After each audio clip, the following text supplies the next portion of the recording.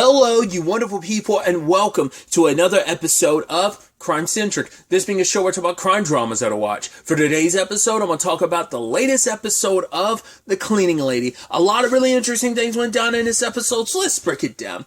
Well, first and foremost, Luca's situation is kind of getting worse just because developments start kind of happening. I think it's all aftermath stuff that potentially can happen because of the whole transplant situation, which I was kind of thinking, like, if Tony has to take him to a hospital or something, will she have to, I mean, that never came up in the episode, like, anytime, like, it's like, oh, if a medical thing comes up, call Dr. Soroyan, so I was wondering, like, because I was about to say, like, considering the circumstances under which he got the transplant and everything, like, it probably, a lot more questions would probably be asked. That's why you go with the Dr. Soroyan situation, because all that's kind of super under the table.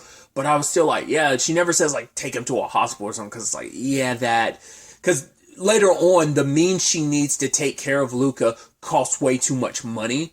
And even then, it's not FDA approved here, specifically in the US, so she had to, you know, even if she had the $150,000 it would take to pay for it, it wouldn't be a viable option for her to kind of go down that route, because the only way to get it would have to be going back home to Manila and getting it there. But then you also run the risk of, well, if I go there, there's no guarantee I'll be able to get back into the country. That's a whole concern in itself. So before they even get to that point, they were like, right, I got to keep doing what I'm doing for Camdar, because I keep this up. We give him the drugs he needs, while also making sure Luca gets the drugs he needs. And then we are also working to get ourselves out of this situation with Camdar. Oh, cool. Everything blew up in our face because our route into Mexico, like, which we were getting our drugs and stuff, Bosco and his team got wiped out. Now, me being paranoid like I am, I was like, do you think Robert has something to do? It was like, why would he do that? I mean, it's like, well, not unless it's some roundabout way to keep them in the fold. But it's like, no, they were using a cartel route. This was always a potential danger. And yeah, that blew up in their faces. Not only does this screw up Tony's attempts to get any medicine for Luca this way, but also it screws up, well, the whole operation that they had going on that was paying for, you know, with Robert and stuff. So, and he had buyers lined up and everything, so this kind of really, really blew up in their faces. And obviously, you know, Arman blames himself because it's like, right, I'm the one that kind of pushed for this, but Tony's like, right, you did everything because I asked you to for Luca, so it's like, yeah, this is kind of on me. So Robert is looking for another viable option, and Tony tells him, hey, there's the whole situation with Manila. Like, I could get you some context from the Philippines, but the Philippines is hardcore about the drug situation. I believe, do correct me if I'm wrong, I know Singapore is hardcore when it comes to, like, some stuff either way, but I think they're pretty hardcore about the drug stuff too, if I'm not mistaken. Maybe it's just the Philippines I know of like that, but I could swear, like, Singapore's like that as well, but I don't know. Well, I mean, any country, you're going to have, like, major issues being in any drug-related thing. But I think, yeah, things are obviously not going to be great for you in the U.S., but I think, generally speaking, it seems like outside of the U.S., you're going into even deeper, dangerous territories being in the drug trade or something like that. Like, there would be even worse consequences for you. But I feel like Philippines, I would, like I said, I could be wrong, but I think Philippines and Singapore are just kind of big, like, ooh, no. Because it's like, yeah, you're getting mixed up in that. It's like, yeah, that's guaranteed death in the Philippines based on what they're saying here. So, either way, that's why Robert was almost like, how are you going to do that? It's like, well, I have a contact, I have a friend. This friend is who she was going to use to get what she needed for Luca anyway, potentially utilize that. It's like, well, now she had to kind of, like, two birds, one stone situation. Get what she needs for Luca, but also set up this pipeline for Robert. So Arman was going to go with Tony, but it's like, no. This is Tony's deal. This is not your deal. Yours and my deal basically blew up the moment your host Bosco and his whole squad got killed. Like, that moment that pipeline closed, our deal is done. So I'm setting up this deal with Tony. It's interesting. we've never heard his right-hand man talk until this episode. Because I guess he's from the Philippines too, because he's speaking Tagalog to Tony, which I thought was interesting. I was like, huh. I was about to say, is there going to be some connection here? But I guess, because he said this line, what was it like?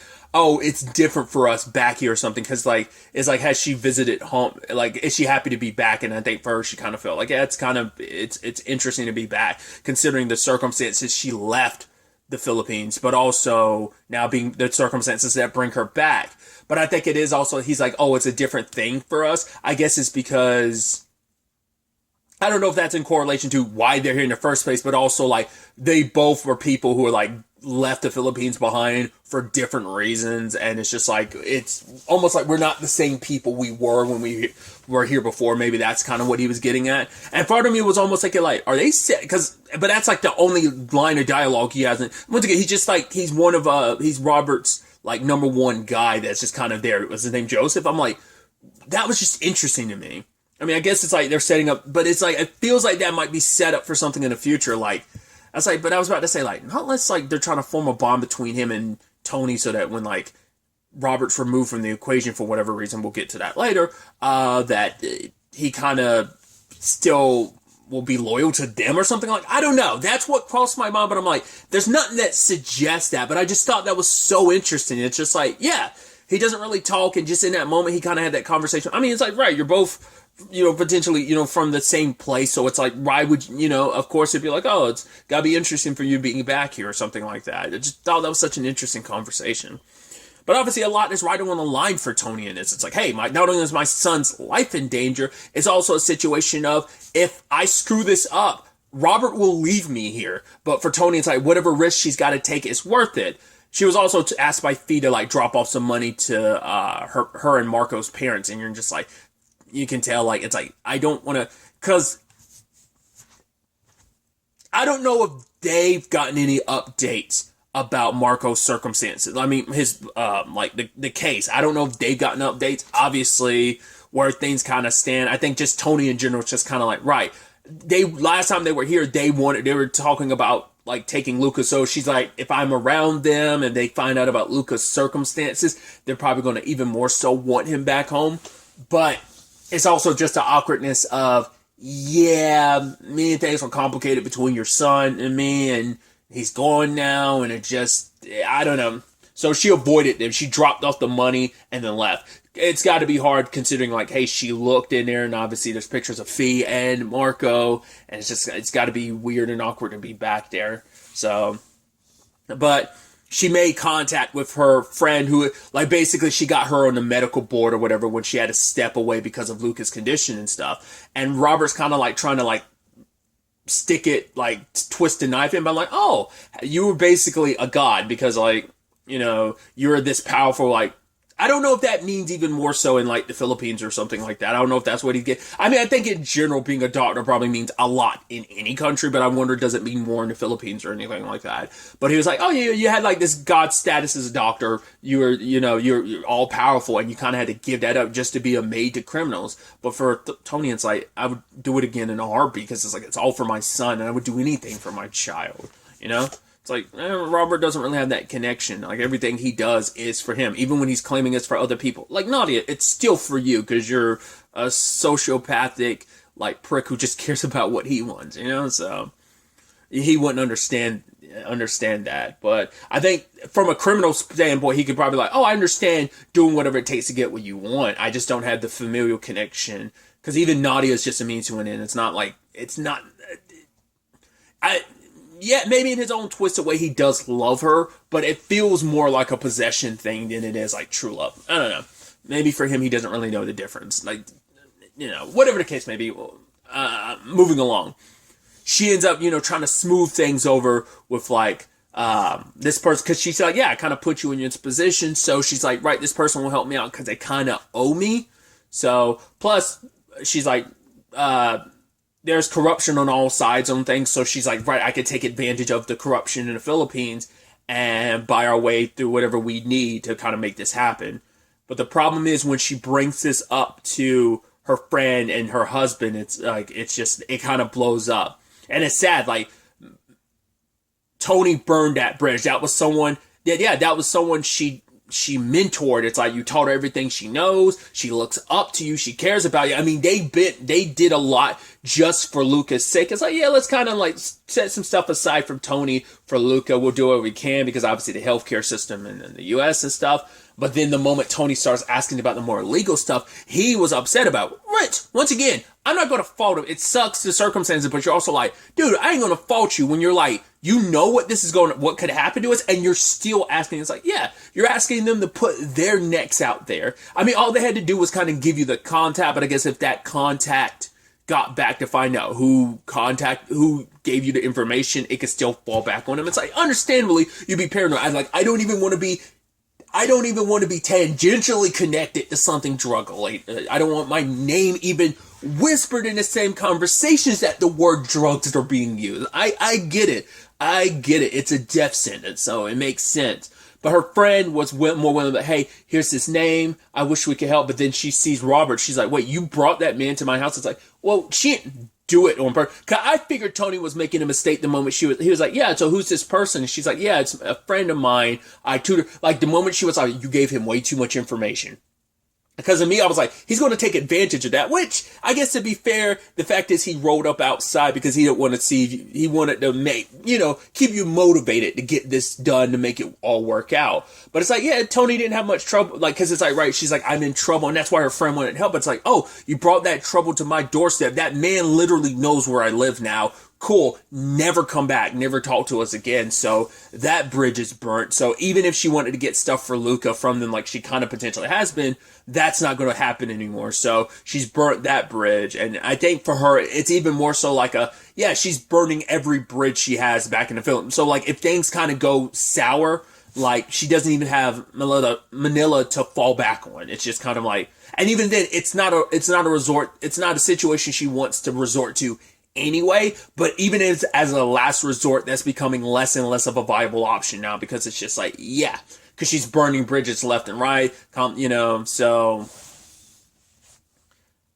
because if she found her way back here for whatever reason, like Fee and Chris and Jazz would have to stay in the US, and I think that's going to be, because let's not forget, Jazz's dad brought that up of like, yo, if you need to leave her, will you be able to? Fee hasn't broached that conversation yet, but it's like it's going to have to come up at some point in time. Like, cause Fee's very ride or die because like, right, Tony is family, but it's like, yeah, Jazz's dad doesn't want like his daughter associated with any of that. Obviously Chris has done the stuff that he's done and her dad knows about that, but he doesn't know everything that Tony's mixed up in. Jazz's dad now knows, but now it's this whole thing of like, she's kind of, cause it's like, right, because that could turn into a nasty custody situation. Because now it's like, right, I'm being torn between like, because Tony isn't just, Tony is family. Like she is like not even just my sister-in-law. She is my sister. She's been there. Like we support each other, and now she's being torn. It isn't really hit its fever pitch yet, but it's only a matter of time before it does. Like it's real. I was almost worried that was going to come up earlier in this episode. It didn't come up in this episode at all because Fee's just kind of like, right, whatever you need, I got you. Because obviously it deals with Luca's health and just like how deeper and deeper down the rabbit hole she found herself this episode. Because now it's like, right, Camdar helped her get the medication she needs for Luca, but he's got like a guillotine above her head where it's like, hey, well, he's, using the guillotine isn't a perfect example for this. Well, I guess it's like truth be told, it's a guillotine above Luca's head, sadly, because it's, hey, I have the medicine. It's on a shipment here. It's separate from because of a weight situation. It's like he did that on purpose. Yes, there might be some truth to that. Who knows? Robert's a liar manipulator, so he could be lying through his teeth. But it's also the thing of, yeah, he purposely did that so he could make sure like, oh, I have this over your head. So you're, once again, extra motivated to make sure this doesn't fall apart, that this follows through. So it's like, but for Tony, it's like, I will do whatever I need to do for the sake, because he controls Luca's medicine. I need to make sure that I'm able to get access to this medicine to help him. And to do that, I need to make sure that Robert's happy and that everything it's super copacetic on that front, which is complicated considering the other angles to this. Because of everything that Arman is dealing with. And I'm curious in the end will he end up telling Tony the truth about what he's got planned? And Tony's probably going to be like, I need you to hold off on this, but Arman probably won't. Right. So, diving into the Arman of it all, he ends up confronting Nadia, which obviously it's like, oh, after the last episode, they're good. They're like, she feels great because they're in the best place they've been in a very long time since Tony came into their lives. She kind of threw a wrench. Once again, it's kind of sad too, because like where they started off as, they could have easily been friends, but that got more and more complicated the more she was around them, so.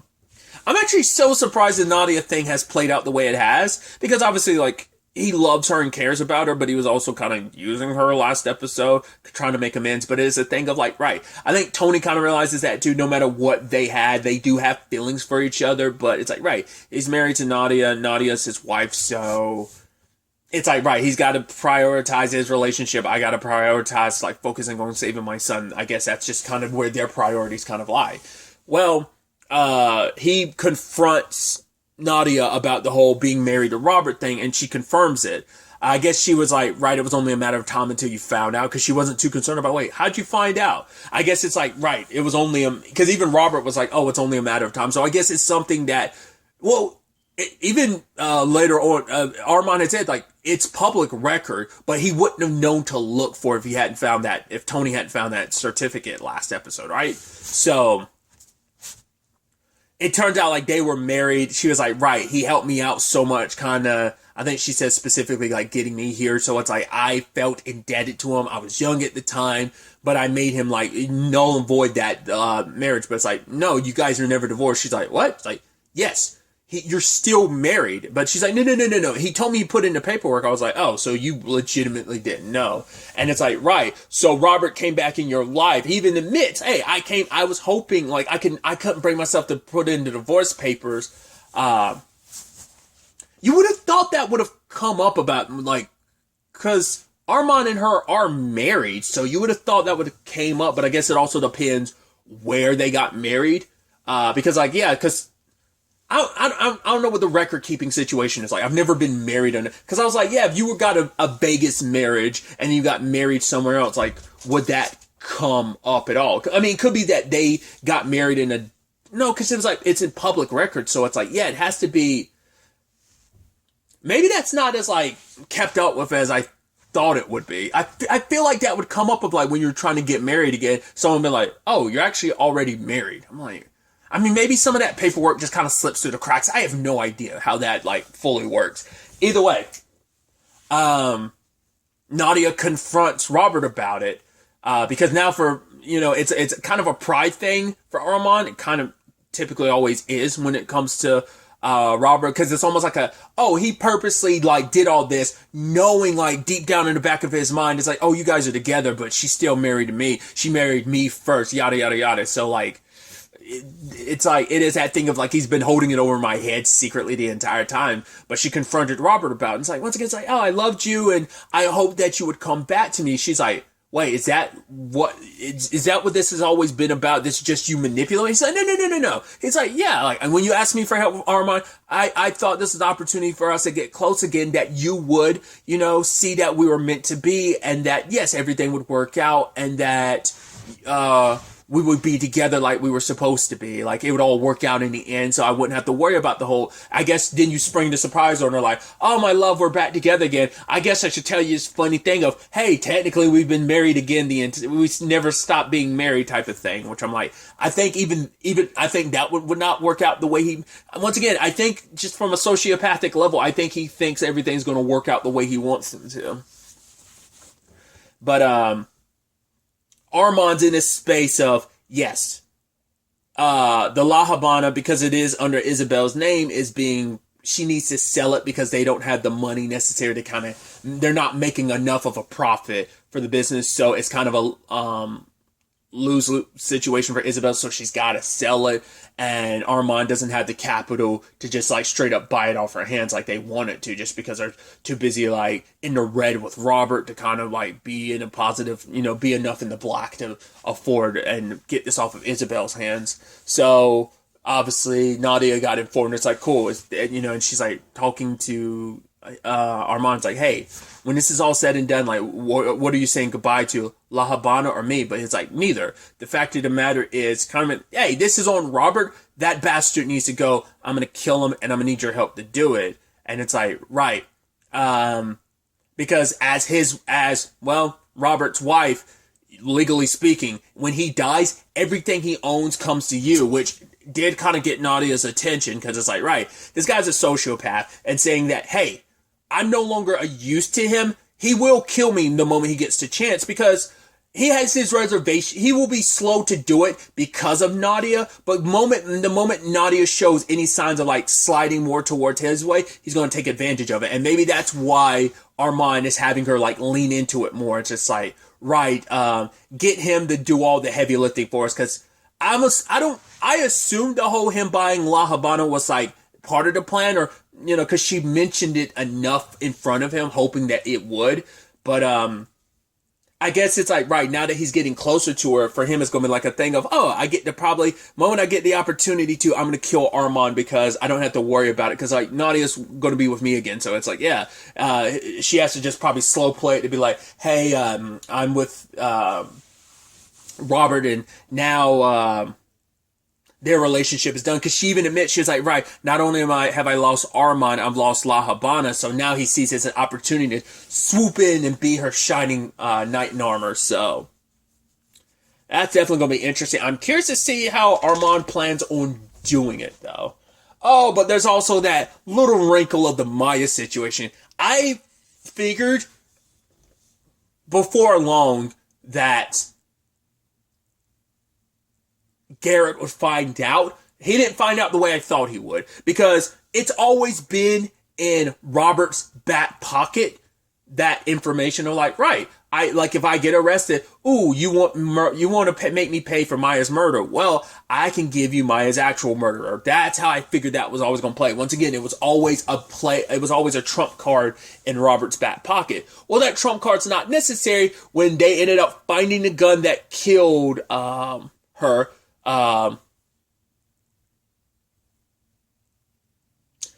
There had to be some part of Robert that did that on purpose. Like, because the gun was found. Well, because I forgot the reason why Garrett's boss. I literally went through every name. I was like, oh, Robert Miller Garrett. It's like, yes, that's Garrett's last name, but still, Garrett. Him and his boss had talked about the fact is that I think maybe like the water had kind of washed the gun like further downriver or something like that. The reason why they didn't find it with Maya's body was like, I don't know if maybe like her body floated to the surface, because I don't remember them saying like how they actually knew where to find Maya's body. Like I said, it just had to be a thing of like someone saw it and called it in type of thing. But it's like, yeah, they looked everywhere for the gun, and it's just like Robert had, I feel like the go-to thing would be just to leave that other places, but also he didn't have to worry about it. Robert's like, yeah, if that body's found, if the gun's found, it all points to Arman. I have it doesn't fall back on me. So he's probably like, yeah, it is what it is. I don't have to worry about it. Or maybe that was always kind of like the whole, hey, I want you to get caught because I want this whole Maya thing to blow up in your face. So obviously they were able to run apart. I was like, oh, please don't tell me you're not going to. It's like, oh boy. It's like, oh, they're running fingerprints. I was like, oh boy, this is going to be bad. And then,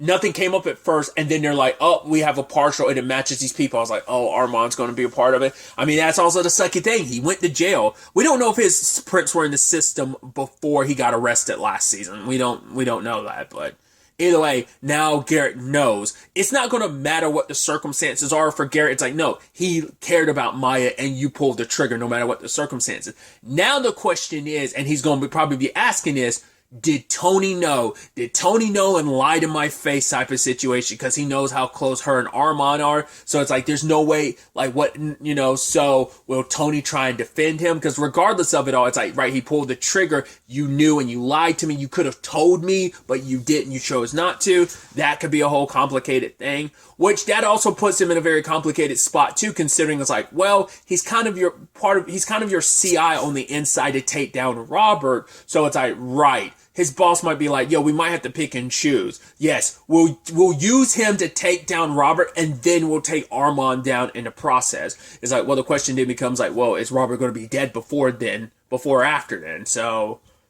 well, at least that's not hanging over his head anymore, like as in Robert doesn't get to use that against him. Granted, the feds already have what they need to take him down, so we'll see.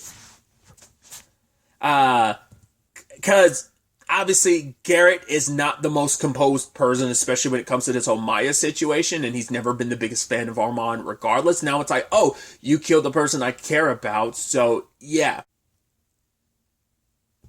I'm just so curious what that conversation with Tony's going to look like. Because it might be a thing. Maybe he'll be like, okay, does Tony know? Or is he going to be like a, hey, what did you know? When did you know it type of thing? And will Tony have to play dumb? Or will he not even bring that up to her because he knows, like, if I tell her, she might tell Arman, so he might play that super close to the vest. Which is such an interesting situation, too, considering, like, well, his boss didn't get the promotion she was going for because everything went sideways. Cortez died, so that was kind of a loss leader. Same thing for Maya. So, like, Robert takedown kind of it's all that. I mean, even then, she probably still won't get the promotion.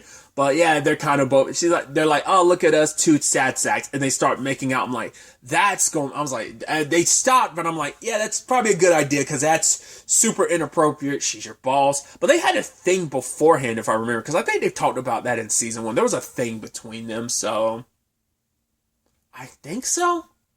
Maybe not. It's like, right, neither one of us is in a good place. We're sharing drinks too. So it's like, yeah. This is like, that's like an HR nightmare what you just did, just because it's like, well, I mean, obviously that's a conversation about like an employee and their employer having a relationship, that power dynamic. It's, I don't know.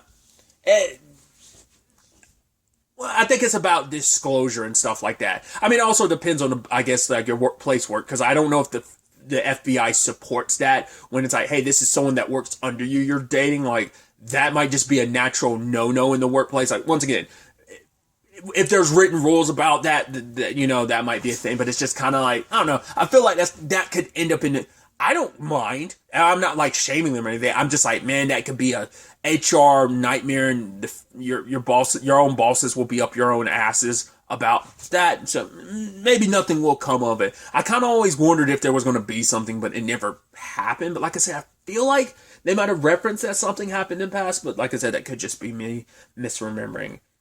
Either way, things are complicated all around. Like I said, there's this whole Garrett situation now. And like I brought up before, there's a whole fee situation because, like, right, Jazz's dad is going to want those answers eventually because things are just going to get worse and worse. And considering how Tony continues to get deeper and deeper, and he's going to be like, right, when is she going to get out of this? You said that if she doesn't, we had that discussion. If she doesn't find an answer out of this, then I don't know what you're going to have to choose, basically. So can you walk away from her? And it's like, I think she won't like it, and I don't know if Tony's going to support it or not. It might even be a situation of her being like, right, at least take Luca with you type of thing. I don't know. I mean, she might even be pissed at Jazz's dad for even suggesting it, because, like, once again, we're family. I don't want to break up this family, because, right, they're all she, like, other than Luca, like, Fee and the kids are all she has, so we shall see how all of this ultimately ends up playing out going forward into the next episode. But really, that's all I'm going to talk about. Until the next time we meet, be happy, be safe, live life to the fullest, and enjoy it. Good day, and goodbye.